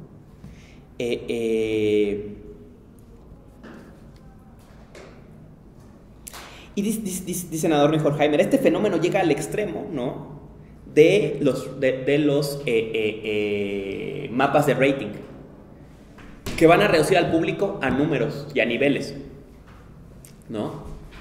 Te convierten en hombre de 30 años de ingreso medio que consume tal cosa, ¿no? O sea, esta reducción completa de la singularidad, ¿no? Se convierte en una estadística, en un número. Y dice antes de la palabra, dice muy bien, y esto que hace la industria cultural lo hace toda la industria, ¿no? Te reducen a consumir, el consumidor se reduce siempre a una cantidad, ¿no? A un número que puede hacer estadística, igual el consumidor de películas, ¿no? O sea, y piensen en las grandes producciones cinematográficas actuales, nos damos cuenta cómo están perfectamente calculadas para sus públicos, les dan lo que quieren, ¿no? Les dan lo que quieren para que queden satisfechos y consuman, ¿no? Y se hacen proyecciones de cómo esa película va a resultar, porque está en su público, y entonces en el público de 15 a 20 esta película va a darles esto, ¿no? Y es esta reducción completa del público, ¿no? O sea, pensemos esto, ¿no? En contraste con, claro, una idealización de otras formas de producción artística en que tú haces algo, pues a ver si a alguien le interesa, ¿no? O sea, haces lo que sea y es probable que a nadie le guste, o que a alguien le guste, o que en 100 años alguien le vea y le guste mucho, y no sé, ¿no? Que puede pasar lo que sea, ¿no? Estas obras perfectamente planeadas y calculadas. Ya, perdón, adelante. Solo algo para aclarar, la pintura también es un arte con energía social. En general, habría un cambio, ¿no? Pensemos, es muy buen ejemplo la pintura, y qué bueno que lo traes a colación, ¿no? O sea, luego va a mencionar también un poco del llamado arte burgués, ¿no? Este arte que es una relación más directa, ¿no? Una pieza, hasta antes del inicio de los grandes museos, solo tenía que gustar la que la compraba, y ya, ¿no? Y por eso el arte, hasta la modernidad, no tiene explicación, ¿no? ¿Cuál es la explicación de esta pieza? Caballos bonitos, ya está, güey. Si te gusta, cómprala. Si no te gusta, no la compres, basta, ¿no? Eso era la pieza, ¿no? Pinta una imagen de la natividad. ¿Qué es esta pieza? ¿Qué significa? La natividad. ¿Y qué era? Lo que me pidió ese güey que pintara. Y ya está, ¿no? Eso es la obra de Carvalho y todos ellos. Es eso, ¿no?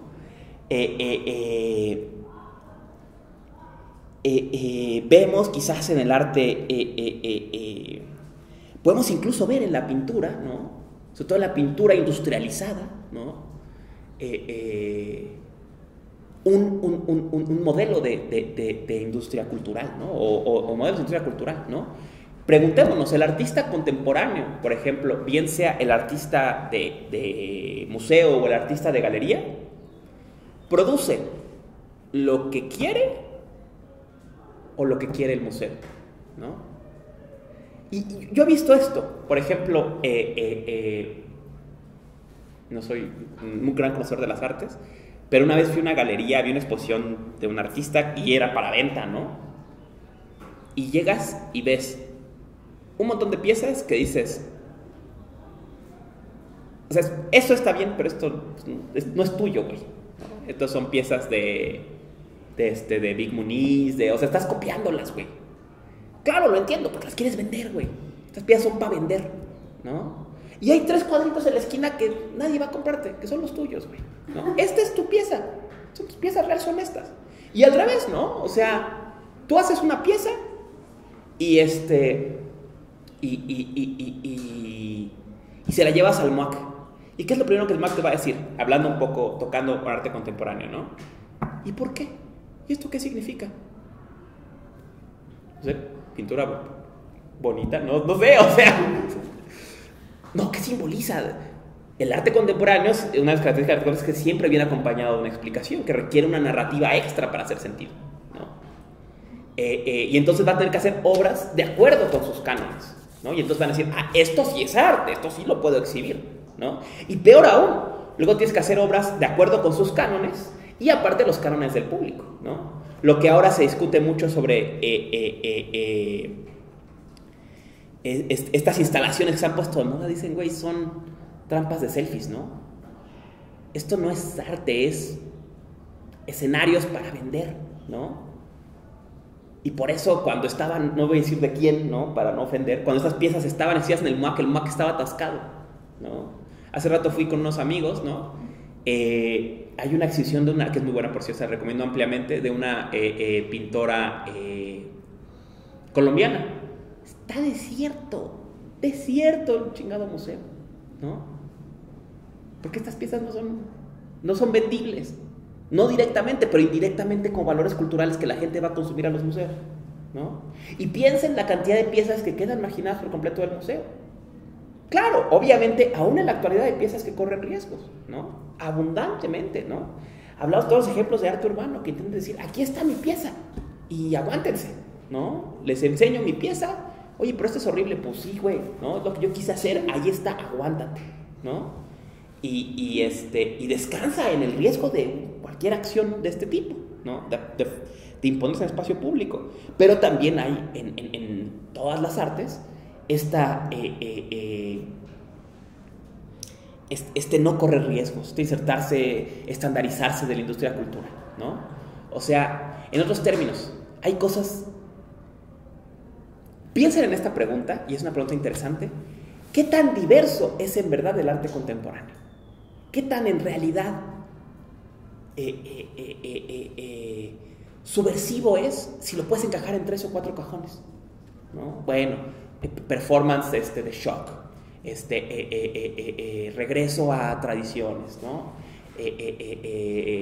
Instalación de cosas cotidianas, ¿no? O sea, entonces tienes 4 cajones y esto es el arte contemporáneo, ¿no? O sea, entra en esta capacidad. Da un ejemplo, y otra vez como musicólogo lo hace, musicólogo lo hace muy bien Adorno, ¿no? Dice, es lo que pasa con la música.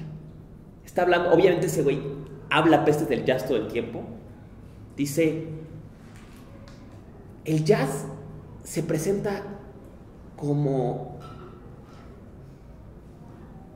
música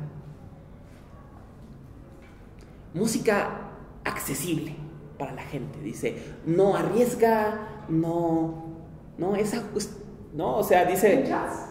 Él dice, está dando ejemplo, claro, estamos parados en sitio 44, ¿no? Y dice, es un arte que no necesariamente está corriendo riesgos, ¿no? Dice, la música de la industria cultural solo usa ciertas melodías, no se arriesga más allá, ¿no? Toca ciertos beats, ciertos estilos, ciertos jingles y ya, porque es lo que vende, ¿no? Lo otro pues no se puede. Existe también, pero el problema, veríamos, y aquí algo que quiero que tengan presente toda la industria cultural, no quiere decir que no exista, quiere decir que no aparece, ¿no? Como decía en concepto de ilustración, lo que hace la estructura técnica del saber es reducir todo a un sistema de números, y lo que no encaja no existe, ¿no? Se excluye, ¿no? Eso no quiere decir que no haya gente arriesgándose haciendo novelas en el patio de su casa, quiere decir que nunca las van a poder publicar. No quiere decir que no haya piezas artísticas muy relevantes, quiere decir que nadie las va a conocer nunca, no las va a ver nunca. ¿Por qué? Porque no encajan en la industria cultural, y que si quieres encajar, tienes que entrar en el canon. Y va a decir, se adelanta una tesis fuertísima que solo avienta forma aforística y la deja como provocación. Dice, la industria cultural subsume incluso a su resistencia. Dice, hasta el arte contemporáneo que intenta resistir está dentro de los aspectos de la industria cultural, ¿no? Caso paradigmático, Banksy, ¿no? El arte que subvierte el espacio de la galería se vende en galerías también. Entonces, o sea, termina, dice, logra integrar incluso su otro, ¿no? Sí, ejemplo de esto paradigmático, Black Mirror, ¿no? Hay un capítulo de Black Mirror muy interesante en que son unos güeyes que viven en un mundo en que tienen que generar energía con una bicicleta o una caminadora o algo así, y ven un programa en que pueden ganar su libertad y no sé qué. Y finalmente el capítulo, spoilers, discúlpenme, ¿no? El güey se revela y amenaza con suicidarse si no liberan a no sé quién, o no sé qué va a lograr. Y al final le dan el triunfo a él y se convierte en un nuevo avatar, y la gente compra para su bicicleta su avatar del güey que se va a cortar el cuello. O sea, incluso la otredad es subsumida, ¿no? Es contenida, ¿no? Y la mejor prueba es que vivimos en un mundo en que Sara puede vender playeras del Che, ¿no? O sea, en que queda completamente consumido, ¿no? En que pues sí, es eso, ¿no? Adelante, por favor. Sí, justo estaba pensando un poco en la película Babylon, ¿no? Y sobre todo en la industria cultural, ¿no? Cómo es que los cambios técnicos también hicieron que cambiara el público, ¿no? De un momento a otro, del cine mudo al cine, pues, con sonido, ¿no? Y me pareció, pues, muy interesante, sobre todo por cómo es que también se van juntando varios factores, ¿no? Como podría ser, qué es lo que se considera arte, qué es lo que no es arte, ¿no? Qué puede, o qué es lo que supone a esto que también nos puede apoyar, ¿no? Y sobre todo, pues, también, cuál es la relación de este nuevo público cuando está en la producción y cuando ya ve el producto. Y bueno, vamos a ver eso. Muy pertinente, ¿no? Y al final se hace un círculo vicioso, porque una producción artística crea un público y el público demanda esa producción, ¿no? Y entonces, pues no hay más. O sea, simplemente no hay lugar para que aparezca otra cosa, ¿no? O sea, queda excluida de lo público, ¿no? Encontramos aquí el famoso dilema estético de cubres borrascosas, ¿no? O sea, una obra de arte es obra si no se publica, y si supone publicarse para devenir obra, entonces supone un montón de mecanismos de poder que determinan esa publicación, ¿no? En este caso el de la industria cultural, ¿no? En fin, continuando con esta idea, ¿no? ¿Qué otra consecuencia tiene este recubrimiento industrial? Dice,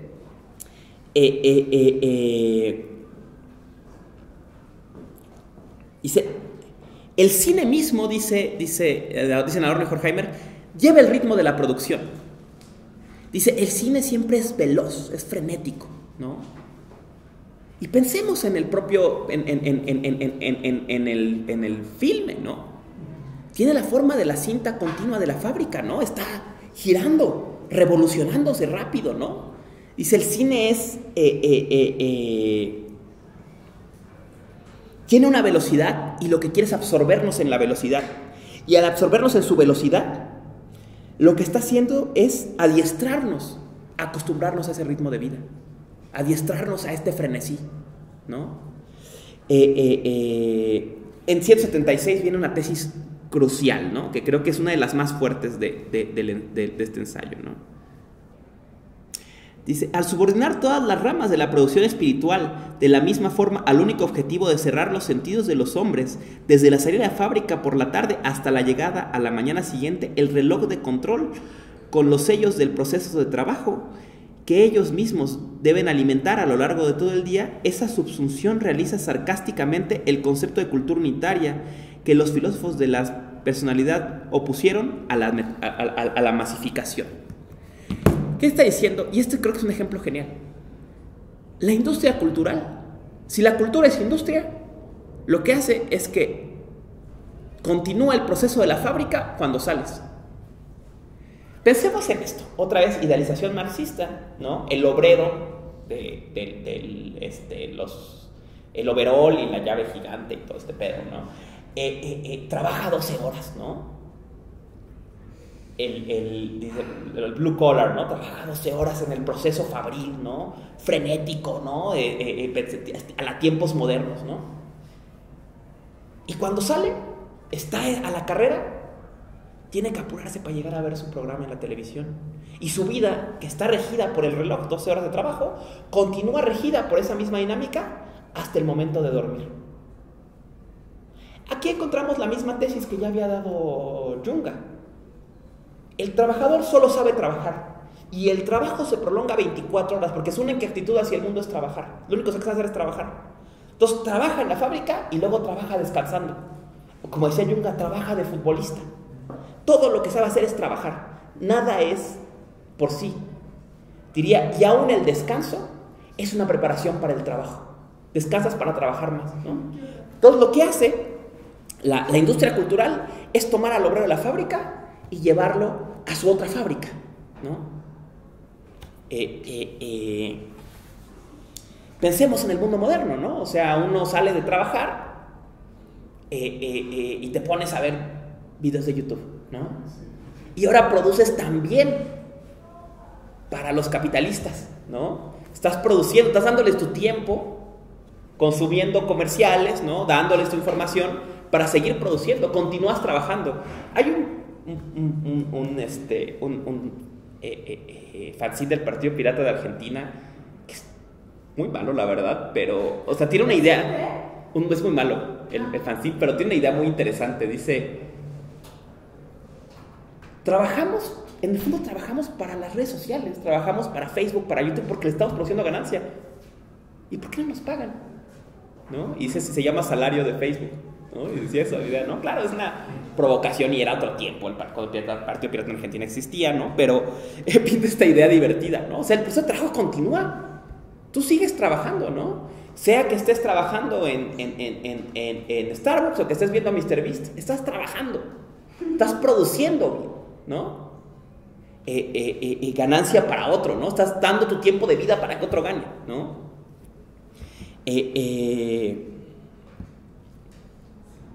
Entonces se convierte en la industria cultural en la continuación de la fábrica y en el adestramiento de la fábrica, ¿no? Viene otra tesis, ¿no? Aquí da un salto. Bueno, antes de eso, adelantemos, ¿no? Que continúa un poco, ¿no? El ejemplo de los dibujos animados. Dice, el dibujo animado, para empezar, viene caracterizado por un carácter extremadamente frenético, ¿no? El dibujo animado imprime en el dibujo el movimiento, ¿no? Y un movimiento eventualmente frenético. Está pensando básicamente en... El ejemplo típico, aunque no es el que él utiliza, es el del Coyote y el Correcaminos. Sí. Son caricaturas frenéticas, rápidas, ¿no? Y además dice, no solamente acostumbra a las personas al ritmo del trabajo, sino al maltrato. Normaliza el trabajo. Normaliza el maltrato, la violencia.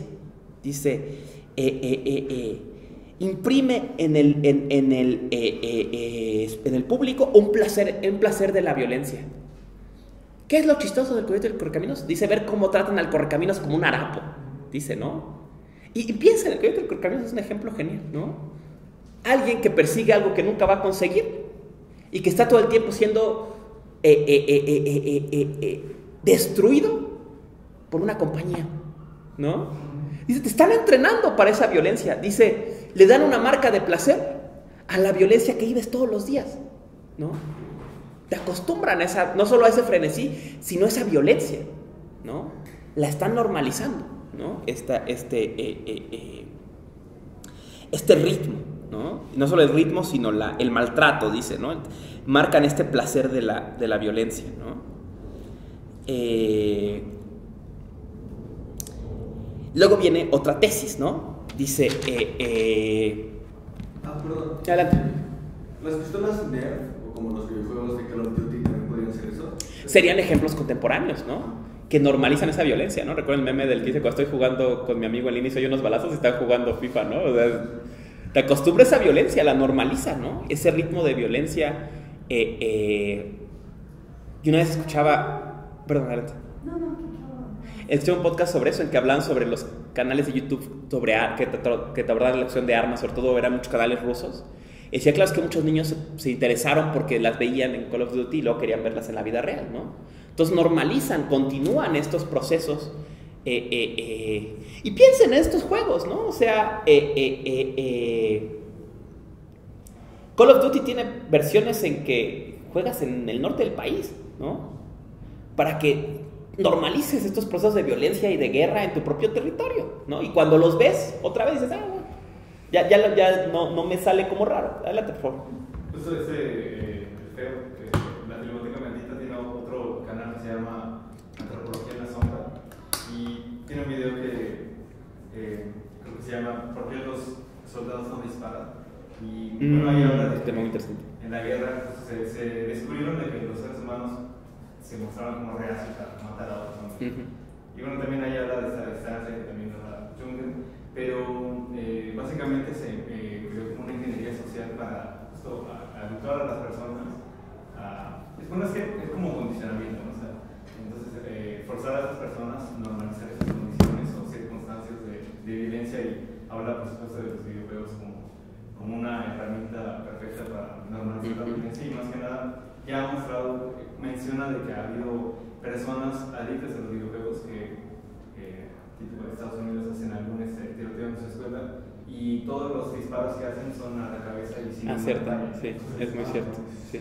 Adelante, por favor. Bueno, es que sí hay un argumento en el que se dice que a la hora de hacer este tipo de cosas se normaliza la violencia, ¿no? Y que la razón por la que uno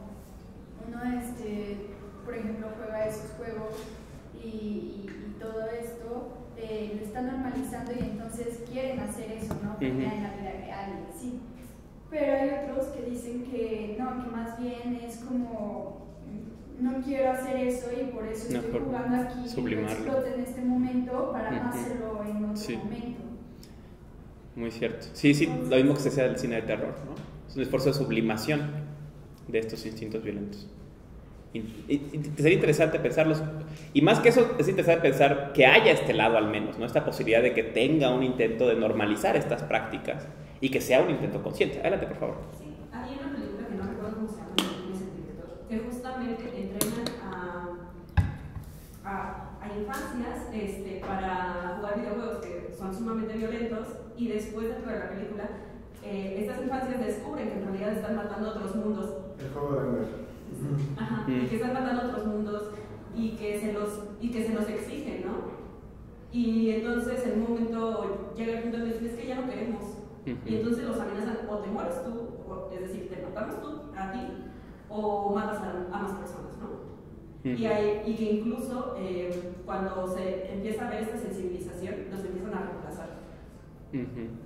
Muy buen ejemplo, ¿no? Y o sea, para que vean que esto no es superficial, ¿no? Ha habido un escándalo en los últimos años porque en especial la Fuerza Aérea de los Estados Unidos ha invertido fuertemente en el mundo de los eGames, ¿no?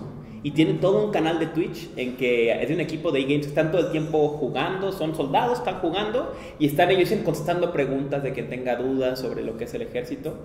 Pero digamos, o sea, es la máxima técnica de normalización de estos espacios, por lo menos, ¿no? O sea, y es algo que realmente está pasando, ¿no? La Fuerza Aérea está invirtiendo pública y abiertamente en este mercado de los streamers y demás, ¿no?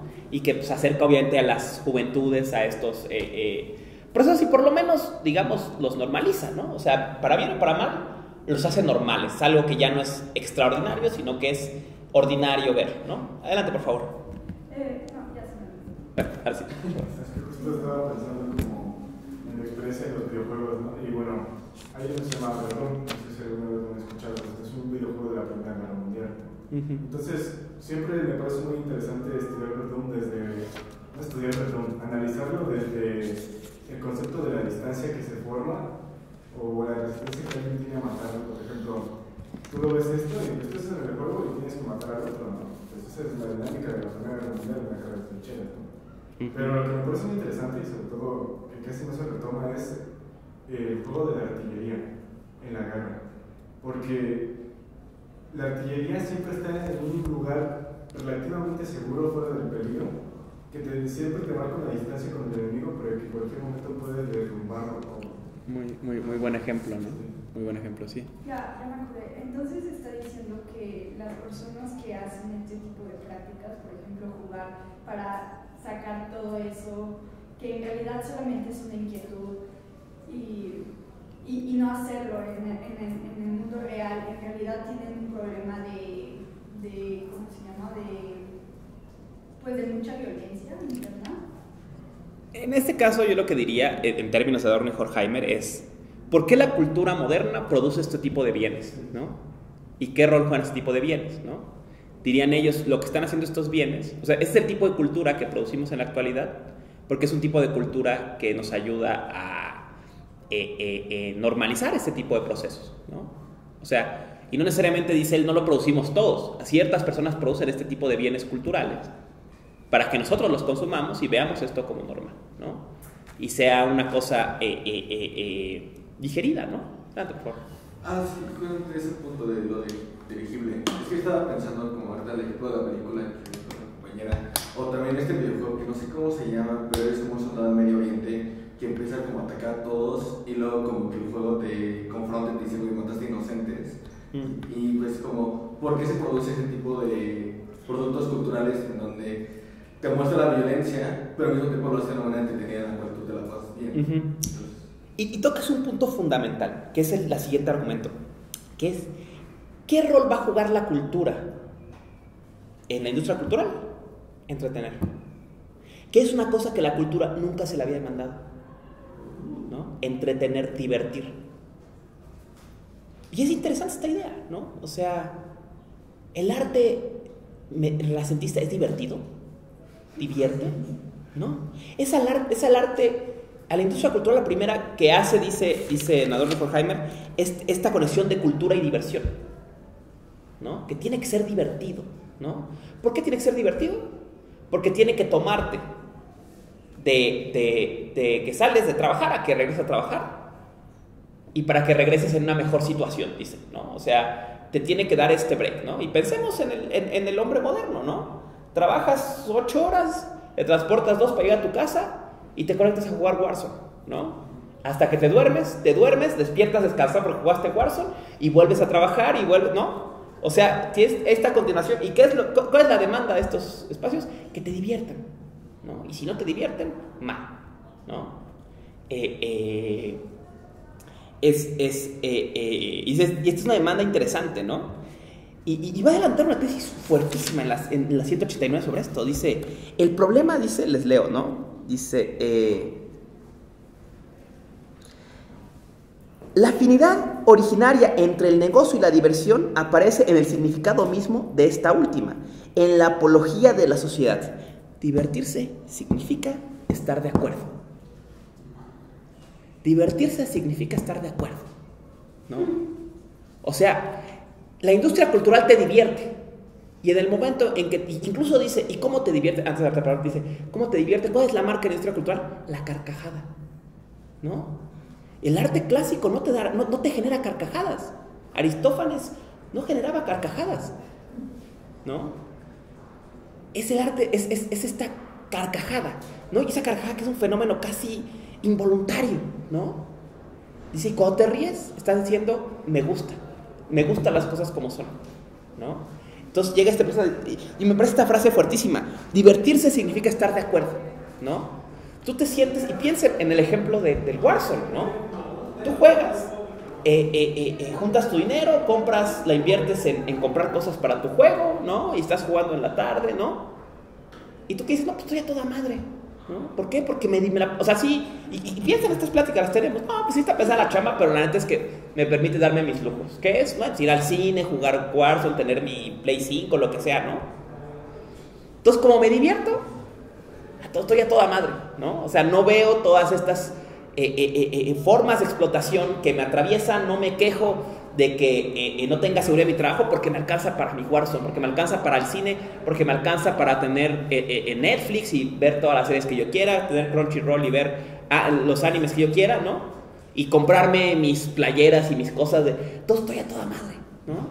Y por eso dice... O sea, porque yo empecé mucho esta frase. ¿Qué significa divertirse de estar de acuerdo? ¿No? Divertirse es decir sí a toda madre, ¿no? Decir sí, esto está chido. Adelante, por favor. ¿Quién quiera? Adelante. Ok. Se me va a dormir un poco largo.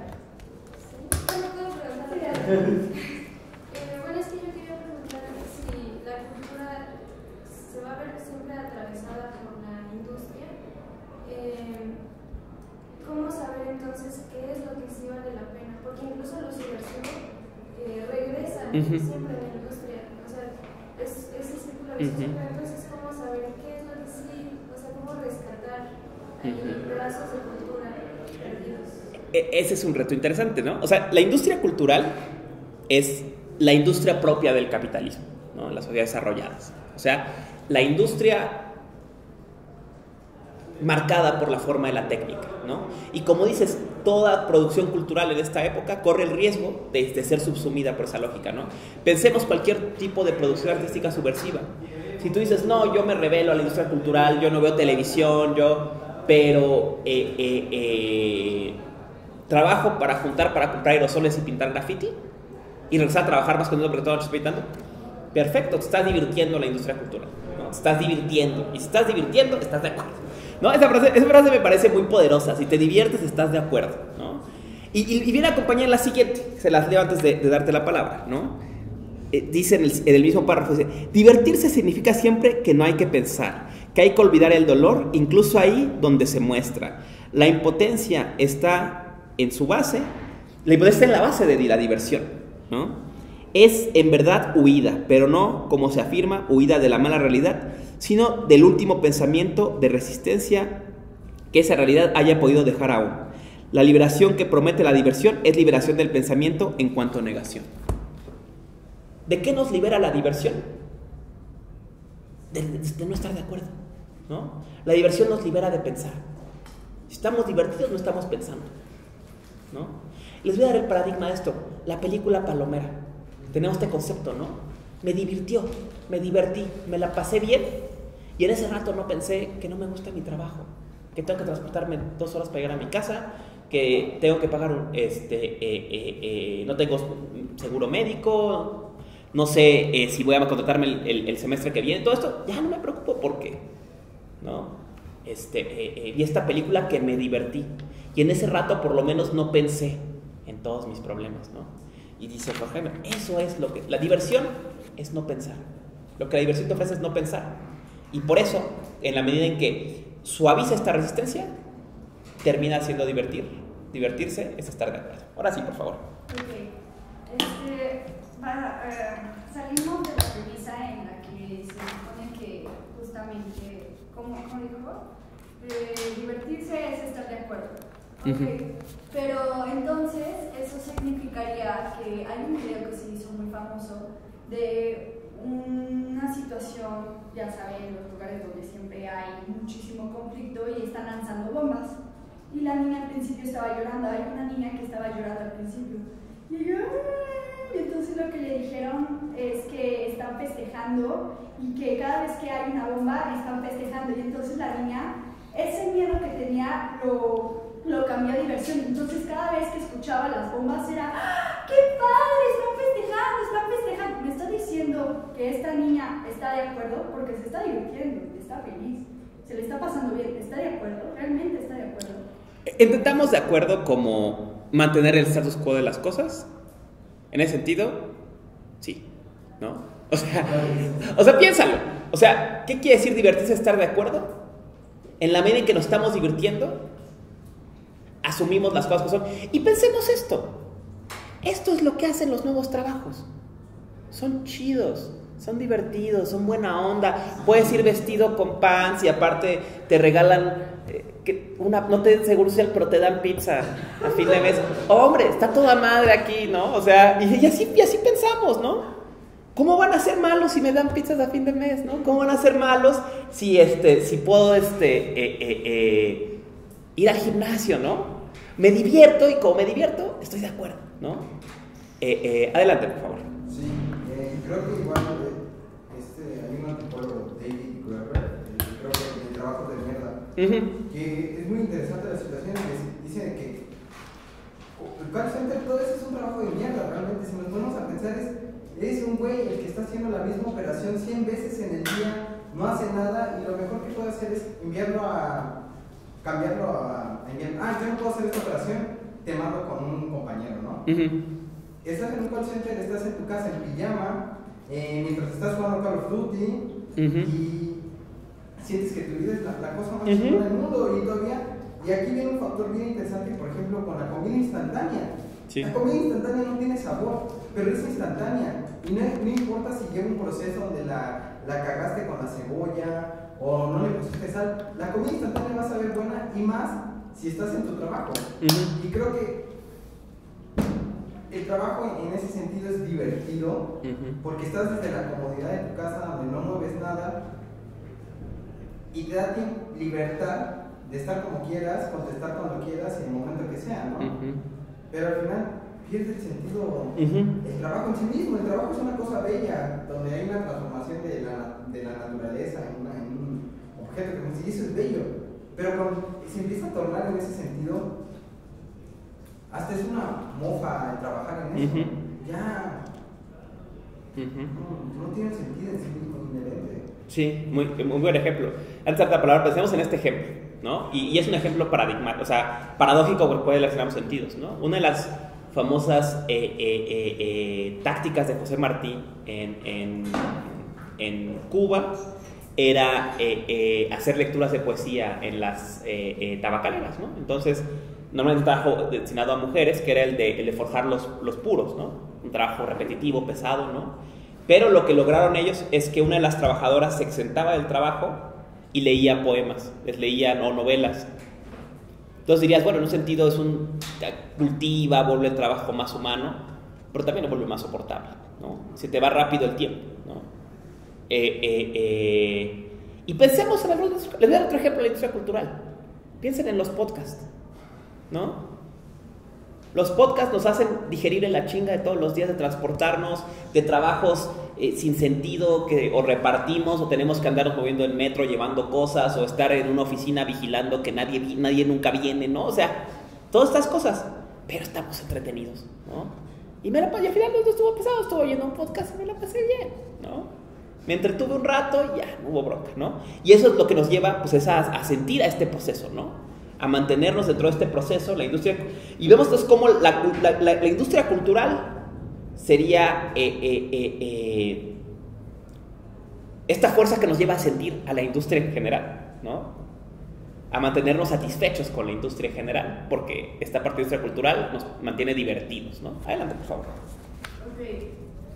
Volviendo al mismo ejemplo que usted dijo de trabajar, pensemos en trabajar miserablemente. Pero en ese momento en el que estás trabajando y tienes unas horas laborales muy largas y te desespera muchísimo el trabajo, en realidad todos esos güeyes te caen muy mal, pero hay pequeños momentos, no sé, que alguno de los que se te caía mal se resbaló en el suelo, no sé, algo así, y te hizo divertirte, ¿no? O cualquier momento, un pequeño momento que hace que se vuelva divertido.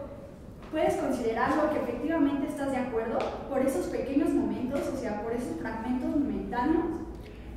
Creo que el problema con ese ejemplo es que justo sería más un acto espontáneo, más una producción de la industria cultural, ¿no? O sea, por eso pensaba en el podcast, en que te llevan al cine de tu trabajo, ¿no? Son esos actos en que la cultura te hace más digerible este proceso de trabajo, ¿no? Híjole, ¿sabes qué? Es que ya tenemos el tiempo encima. Les doy la lectura de la que viene y cerramos la próxima clase, ¿va? Porque el otro profe ya lo he colgado muchas veces. Y seguimos, ¿no? Guarden todas sus observaciones porque me gusta mucho que podamos dialogar sobre estas cuestiones. Próxima clase, acabamos esto, que falta muy poco, y vemos Benjamin, ¿ok? De Benjamin hay mucho que ver. Si han leído ya el clásico, la obra de arte en la época de superproductividad técnica, pueden verlo mucho en este texto, ¿no? El parangón, el artista como productor, les puede ayudar, si les gusta este tema intracultural, este como productor es muy buena porque habla de la industria del cine, ¿no? Muy interesante. Y creo que son máquinas de visión, no sé cuál, pero bueno, el que quiero que lean es las tesis de filosofía de la historia, ¿no? Vamos a ver las tesis de filosofía de la historia, que es el manuscrito inédito con el que murió Benjamin, ¿no? Vamos a ver las tesis y quizás algo de los manuscritos. Y también, esto es una recomendación más bien lúdica, si quieren a completar en Discursos Interrumpidos la obra de los pasajes, ¿no? Agarren los pasajes de París y es una obra de puras citas. Entonces, las primeras 10 páginas no van a entender nada porque son citas sin conexión, pero ya que las lean después de un rato empiezan a ver las conexiones temáticas, y es este paisaje del pasaje de París como símbolo de la modernidad. Voy a hablar un poco de eso. Entonces, dense esa experiencia, ¿no? De darse una sentada con el pasaje de París, pero lo que vamos a ver es tesis de filosofía de la historia, ¿va? Y seguimos acabamos industria cultural.